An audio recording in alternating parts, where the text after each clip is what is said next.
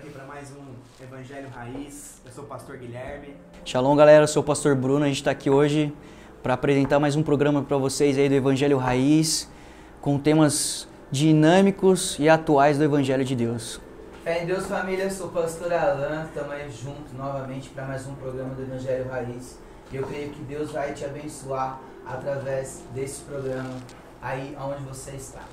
Amém, glória a Deus.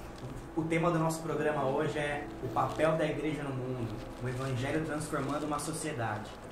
Então é isso que a gente quer falar com vocês hoje. O que é o Evangelho transformando uma sociedade? O que é o papel da igreja no mundo? Parece ser um tema muito complexo, mas é algo bem simples, então a gente quer explicar para vocês. E tenho certeza que ao fim desse programa você vai entender o que é o Evangelho causando um efeito na sua vida e você, a partir de então, produzindo isso na sociedade. Muito bom. Para começar, a gente tem que ler um texto bíblico, que eu vou pedir para o pastor Bruno abrir para nós, que é 2 Coríntios 5,17. Amém. 2 Coríntios 5,17 vai dizer o seguinte: portanto, se alguém está em Cristo, é nova criação. As coisas antigas já passaram, eis que surgiram as coisas novas. Então esse contexto vai dizer para nós que a partir do momento que eu estou em Cristo, aquilo que eu era se passou, porque nova criatura eu me tornei. Nova criação está ligada ao entendimento de percepção. Eu acho que quando se fala sobre sociedade hoje e evangelho, nós temos um preconceito formado, mas aqui nesse contexto de 2 Coríntios 5,17, está falando sobre conceito. A gente tem que começar a formar um conceito sobre a importância que nós temos na sociedade. Eu tenho que ter um conceito sobre quem eu sou e o que eu posso fazer sobre a sociedade. E quando falamos de sociedade, talvez você não vai mudar uma geografia, uma cidade, uma nação, e que Deus te use nessa proporção, mas começa sobre a influência no meu bairro, no meu vizinho, dentro da minha casa. O que eu posso fazer como cristão e a minha ação como cristão. O Evangelho, então, ele tem que causar uma transformação dentro de nós, né, cara? Dentro de você, para posteriormente você produzir esse efeito na sociedade. Amém. O que você acha, pastor? Então, o Evangelho ele transformando você, cara, no seu caráter, você na sua vida pessoal, automaticamente você vai abrir os seus olhos para futuras mudanças, né? E o Evangelho primeiro ele causa essa mudança interna em nós. Nós lemos o texto de 2 Coríntios e tem mais um texto que a gente vai usar muito a Bíblia aqui hoje, que é de João, capítulo 1, verso 12. Amém. João 12 vai dizer o seguinte: contudo, aos que receberam, aos que crerem em seu nome, deu-lhes o direito de se tornarem filhos de Deus. Eu acho que quando se fala sobre a importância de nós na sociedade, a primeira coisa que eu tenho que entender e reconhecer é a minha paternidade como filho, né? Eu acho que hoje nós temos colocado muito aquilo que nós não somos diante de Deus.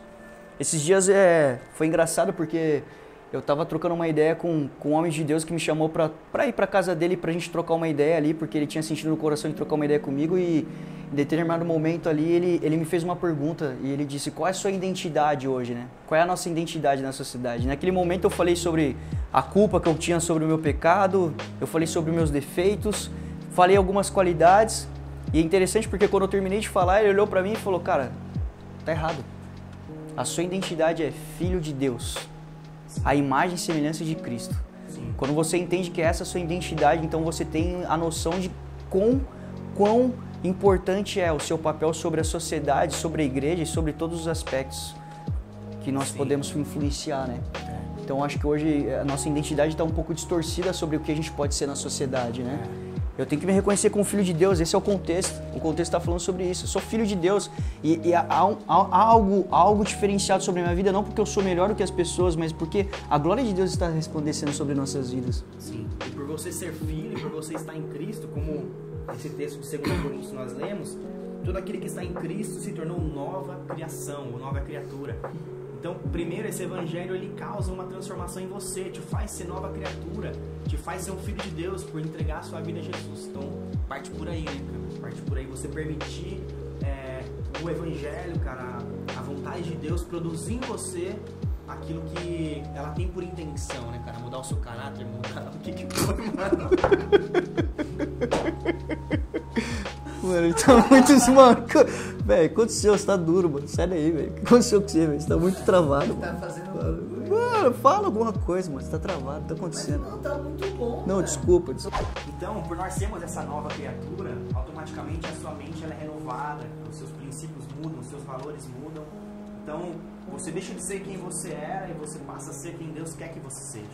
Acho que parte por aí, né, gente? O princípio se parte desse contexto de entender que uma vez que eu encontro a Cristo, uma vez que eu reconheço a Cristo como meu Senhor e Salvador, então a glória de Deus, ela resplandece sobre mim. Eu preciso entender qual é o meu papel sobre uma sociedade, não apenas como igreja.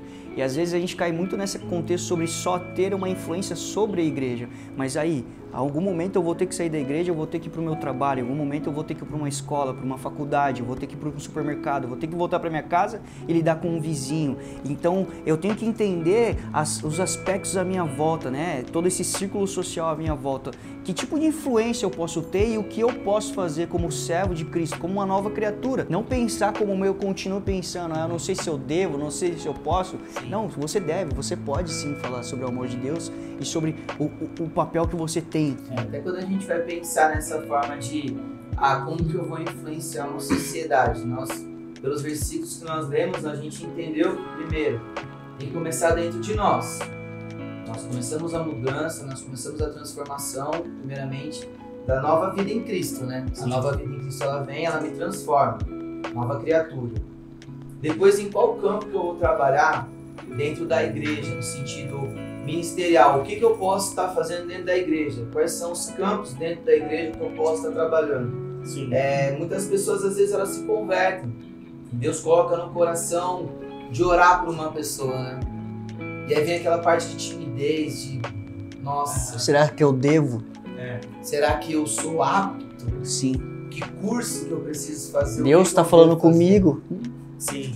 Mas quando nós nos tornamos essa nova criatura, dentro de nós acho que já é ativado, né? Naturalmente já é ativado uma característica de ser nova criatura, assim, o que eu posso dizer? De ter a mente de Cristo. De ter a mente de Cristo? Né? A mente renovada? A percepção renovada? Alguma coisa do você tipo? encarar desafios grandes, você encara desafios pequenos, falando dentro da igreja.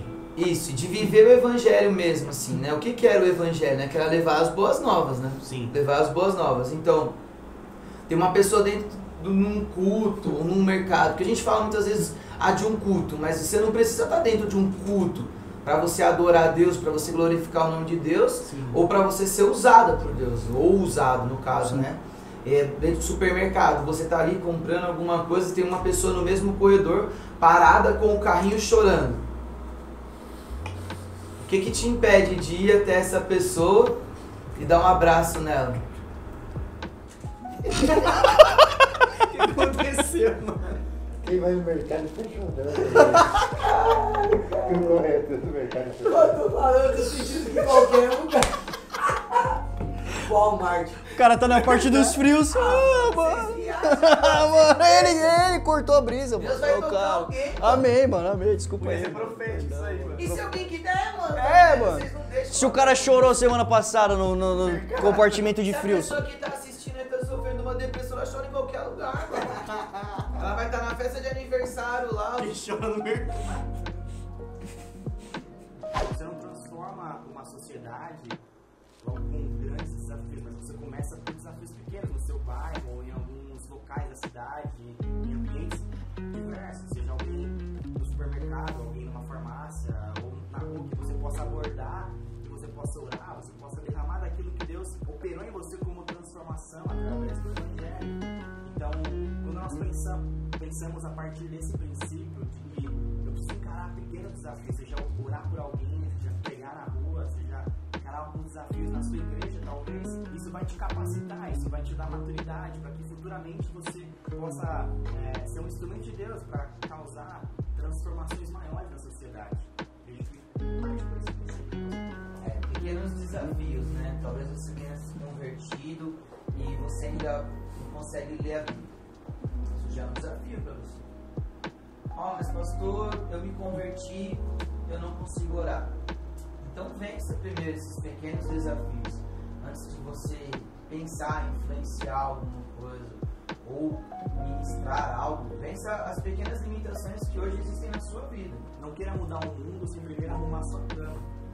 Então é tudo uma questão de posicionamento, né? Primeiro você cria raízes, depois você gera um fruto, né? Tudo tem um certo processo. Posteriormente a isso, de você ter sido transformado por Cristo, você começa a abrir os seus olhos para futuros desafios, né? E aí entra mais um texto bíblico, né? De Efésios 4, 22. Amém. Efésios 4, 22 vai dizer o seguinte: quanto à antiga maneira de viver, vocês foram ensinados a despir-se do velho homem, que se corrompe por desejos enganosos, a serem renovados no modo de pensar e revestir-se do novo homem, criado por ser semelhante a Deus em justiça e em santidade provenientes da verdade. Eu acho que uma chave desse versículo, entre tantas, no versículo 23 vai dizer: a serem renovados do modo de pensar. Eu preciso entender que a partir do momento que eu tenho um encontro real com Jesus, a minha mente muda. Minha percepção sobre o mundo tem que mudar. É muito mais do que o meu eu, do que o meu ego, do que o meu mundo, no meu comodismo. Eu tenho que sair da minha zona de conforto para entender o evangelho verdadeiro que Jesus quer que eu viva, capaz de influenciar uma sociedade. Eu acho que, sinceramente, hoje a gente tem vivido, às vezes, de certa forma, um evangelho de certa forma corrompido ao ponto de não tocarmos uma sociedade da maneira como deveríamos, porque a gente ainda tem muita coisa na nossa mente que a gente ainda pensa, não dá nada. E eu acho que na porta do inferno, na moral, velho, vai ter uma frase bem grande escrita: não dá nada, né? Sim. Porque quando você vai no Evangelho de Lucas, vai dizer: tome cuidado para que a luz que está em vós não venha se tornar em trevas. Eu guardo muito isso no meu coração, porque a verdade é essa: ou eu renovo, ou eu mudo. Uma vez que eu tenho encontro com Jesus, cara, tem coisas que eu fazia que não podem mais ser feitas. Não se trata sobre perfeição, se trata sobre posicionamento. É muito mais do que ser perfeito, irmão. Eu preciso entender que se eu quero impactar uma sociedade, começar por dentro da minha casa, que é o principal, eu preciso mudar em todos os aspectos, em todos os sentidos da minha vida. Renovação de mente. Aqui no 24, para encerrar, vai dizer assim, no final, na parte B do versículo: Deus em justiça e em santidade provenientes da verdade. Santidade, irmão. Se eu quero fazer a diferença, eu preciso de santidade. Santidade tem, dentro do seu termo literário, dentro do nosso contexto, traduzindo para o nosso contexto, vai dizer separado. Eu preciso aprender a ser separado no meu modo de pensar. Se você senta em rodas escarnecedoras, você precisa rever seu conceito. Se você vê vídeos que comprometem você como um cristão aos olhos de Deus e aos olhos da sociedade, você precisa rever seu conceito. Se você tem posturas que te comprometem, você precisa rever seu conceito. Se você não honra pai e mãe, você precisa rever seu conceito, porque você não tem sido separado e logo você não vai conseguir influenciar da maneira como você deveria. Em Mateus 26, 41 também vai falar: vigiai e orai, para que não entreis em tentação. Na Amém. Verdade, o espírito está pronto, mas a carne é fraca, né? E pegando esse gancho do versículo, ele vai falar sobre resquícios do velho homem, né? Então, a própria palavra de Deus, ela nos orienta a ser vigilantes, né? Com relação às obras da carne, né? Ao velho homem, né? Nós temos vontades do velho homem, mas isso não pode ser maior do que o plano de salvação na nossa vida. Assim. Isso não pode ser maior do que o reino de Deus ser instalado na terra e na sociedade através da minha e da sua vida. Então nós devemos lutar contra todo e qualquer tipo de resquício do velho homem. Se desprender mesmo, né? Assim como a gente tem conversado aqui nesse programa, de desprender totalmente do velho homem. Essa questão de você renovar sua mente, de você ser transformado por Cristo, você começa a ter maturidade para coisas novas, né? Claro que tudo depende do tempo de Deus, mas tem um texto que vou pedir ao pastor para abrir, em Efésios 5, que vai falar exatamente sobre isso, sobre nós sermos agentes de transformação na sociedade, sobre você passar pelos processos necessários, você foi transformado por Cristo, você se tornou uma nova criatura, você teve a sua mente renovada, você entendeu que pequenos desafios iam colaborar para que você encarasse futuramente desafios maiores, e você passou pelos processos, respeitou o tempo de Deus, foi ousado, teve coragem de encarar aquilo que Deus colocou para você como desafio, e vai chegar um certo momento que Deus vai te colocar em locais estratégicos para você encarar desafios maiores. Efésios 5:8 vai dizer o seguinte: porque outrora vocês eram trevas, mas agora são luz no Senhor. Vivam como filhos da luz. Eu acho que essa é a mudança. Como embasado em todos os outros versículos, eu tenho que influenciar a minha geografia, eu tenho que influenciar o meu convívio. Não se trata sobre se mostrar, se trata sobre mostrar a revelação que eu tive na cruz. Se as pessoas à minha volta hoje não conhecem o Deus que eu sirvo, mais uma vez eu tenho que dizer isso, eu preciso rever meus conceitos. Se você tem amigos do mundo ainda com qual você convive, que não é pecado tê-los, mas eles nunca ouviram uma palavra de Jesus dos seus lábios, você precisa rever seus conceitos. Você não está sendo luz.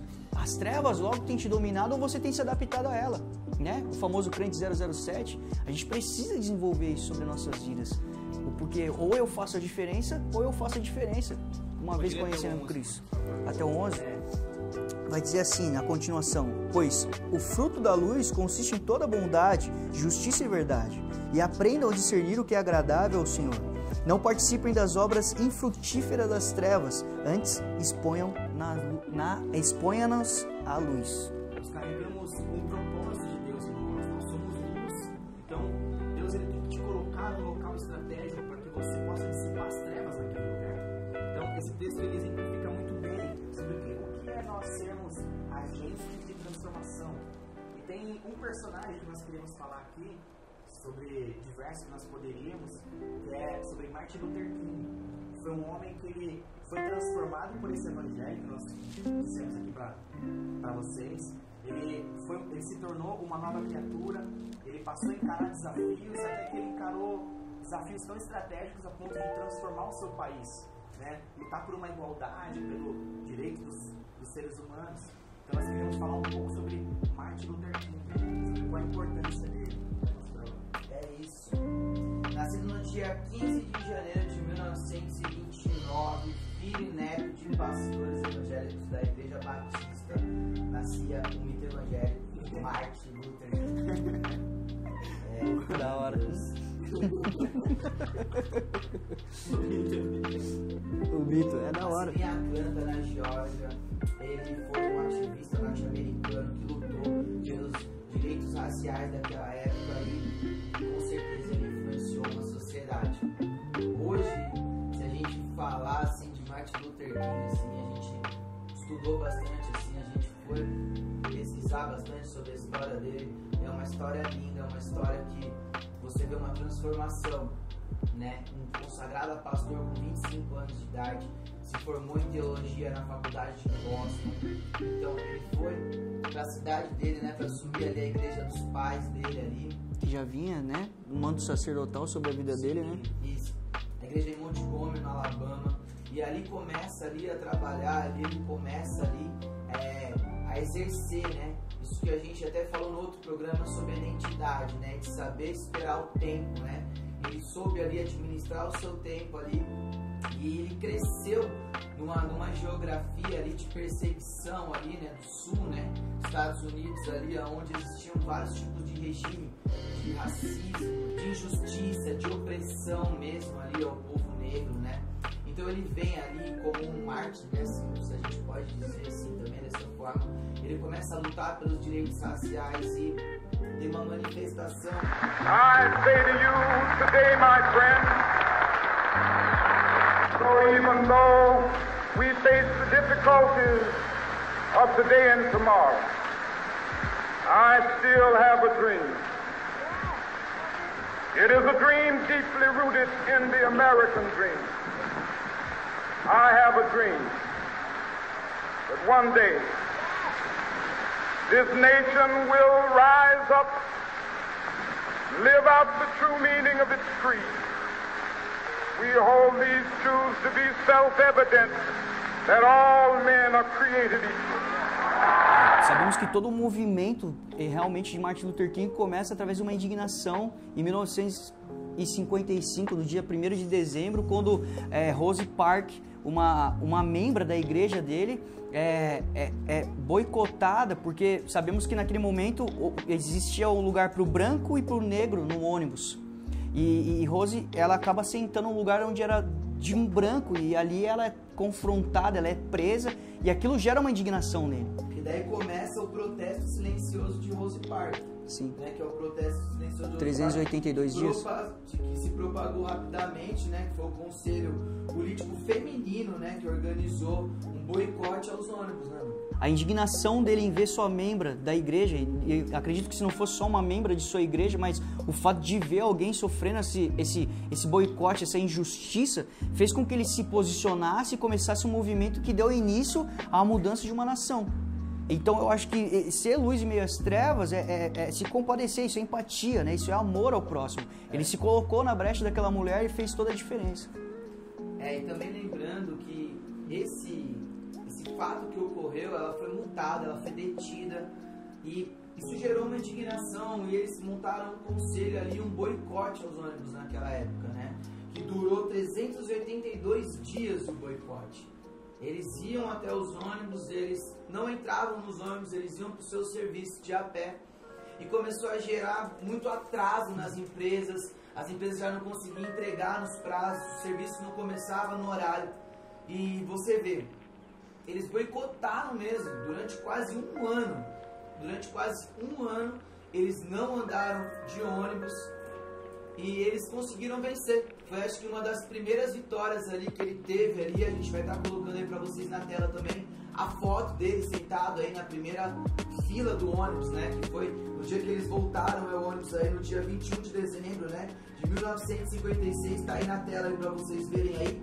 Martin Luther King e Glenn Smile, sacerdote branco, eles estavam ali, ó, tá vendo aí? Juntos ocupando os lugares da primeira fila do ônibus. Um dos fatos aí também que foi marcante na história de Martin Luther King foi que em 1963 ele fez um discurso e aonde parou mesmo. Foi o divisor de águas. Aonde foi um mover, acho que sobrenatural ali da presença do Espírito Santo. Se a gente pudesse, né, nesse momento, chegar nesse local, né, sentir ali a vibração. Quantas pessoas você imagina que estavam nesse discurso de Martin Luther King? Põe a enquete na tela aí. Irmão, 250 mil pessoas. Lembrando que ele juntou negros e brancos, né, cara? Negros e brancos. Não foi um discurso ali para pessoas negras que Poder do criar espírito. uma luta contra o Top. poder branco, né? Que existiam os ataques, né, naquela época, dos clãs lá, né? Que eles tinham, foi 3 divisões do clã, né? E esses membros da Ku Klux Klan, a gente estava vendo que num período ali de 1920, 1925, que foi o top, eles chegaram a ter 6 milhões de membros. Então, essa guerra aí desse poder branco mesmo, né, que existia naquela época ali, que influenciava. E aí imagina, um homem de Atlanta, filho de pastor, ministrou ali uma reivindicação por uma membra, por uma costureira, né, Rosa Parks, fez uma paralisação de cerca de um ano quase, dá início a uma transformação na constituição de um país. É isso que a gente está falando, de pessoas de Jesus, pessoas de Cristo, pessoas que têm esse DNA de Jesus, transformando uma sociedade. Sim. Se a gente pegar o livro de Atos ali, né, as primeiras ministrações de Pedro, quando ele vai ali no telhado ali, 5, 8, 10 mil pessoas ali se convertendo. Aí você pega uma pessoa ministrando um discurso em Washington, 250 mil pessoas, levando ele ao nome da paz no ano seguinte, em 1964, Martin Luther King ganhou um Nobel da Paz. É só o poder de Deus, né, velho? O cara foi consagrado a pessoa com 25 anos. Sim. E é muito louco porque ele decidiu se posicionar.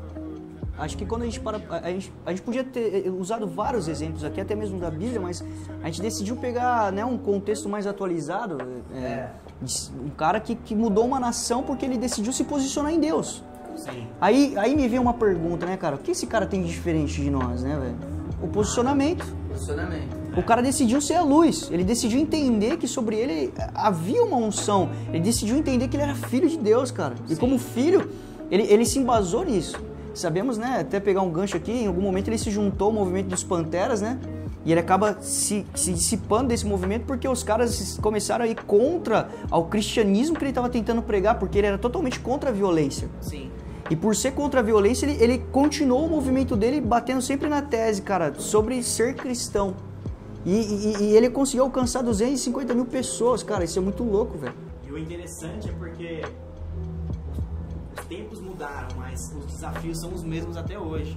O que falta são pessoas que entenderam esse agir de Deus na sua direção.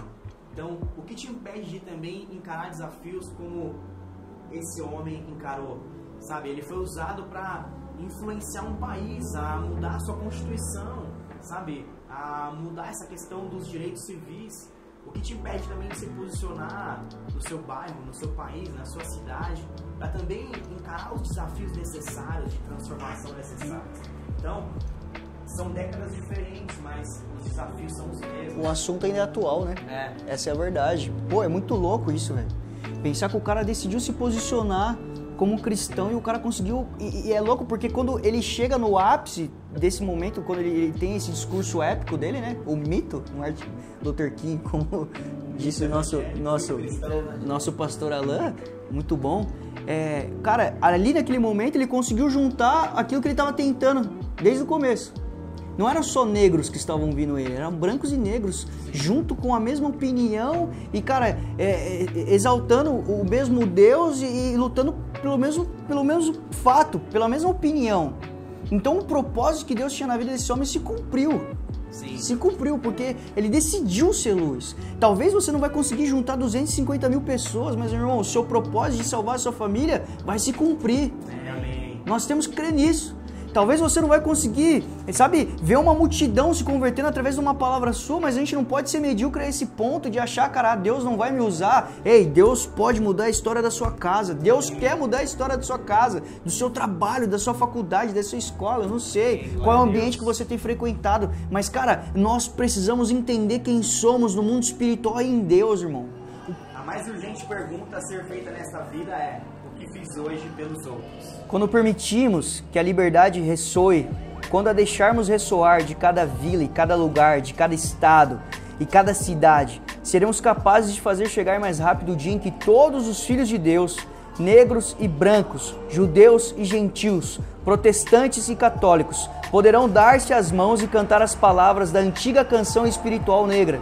Finalmente livres, graças a Deus Todo-Poderoso, somos livres finalmente. Galera, a gente espera que você viva essa palavra, que você encare esses desafios que Deus tem para você.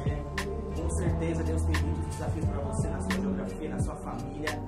Encare esses desafios e posteriormente, com certeza, Deus vai te usar para transformar uma sociedade. É isso que nós esperamos, que esse programa cause esse fruto dentro de você, dentro do seu espírito, que você possa, a partir de então, tomar atitudes necessárias, sabe? Seja encorajado por Deus, sabe? O Espírito Santo, ele tem uma capacitação necessária para te dar. Não pense que você não pode, que você não consegue. Sim, Deus quer te levar a esse lugar, Deus quer te capacitar. Pense dessa forma. Então, que esse programa tenha servido para te abençoar, para te encorajar. E é isso, tamo junto.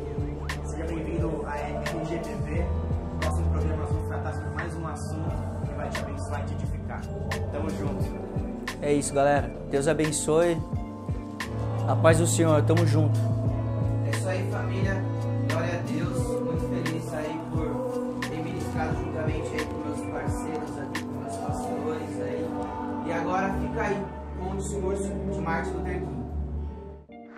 I say to you today, my friend, so even though we face the difficulties of today and tomorrow, I still have a dream.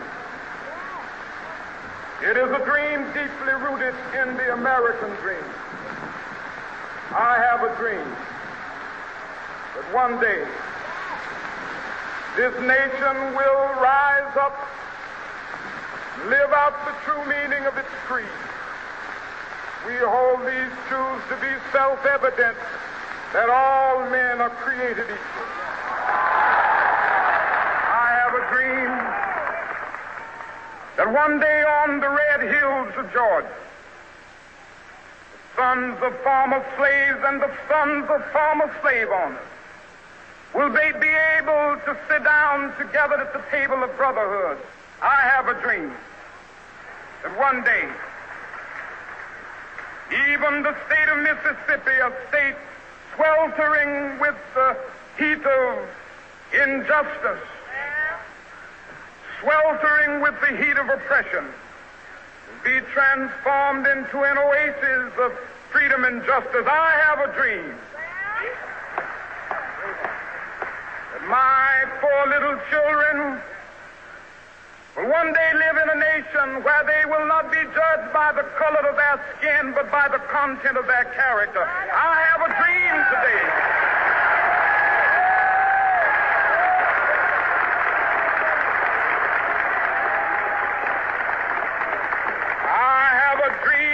One day, down in Alabama, with its vicious racists, with its governor having his lips dripping with the words of interposition and nullification.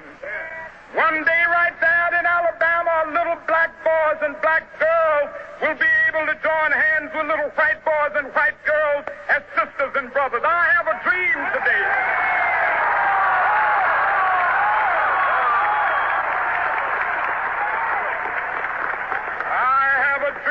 One day every valley shall be exalted. Every hill and mountain shall be made low. The rough places will be made plain, and the crooked places will be made straight. And the glory of the Lord shall be revealed, and all flesh shall see it together. This is our hope.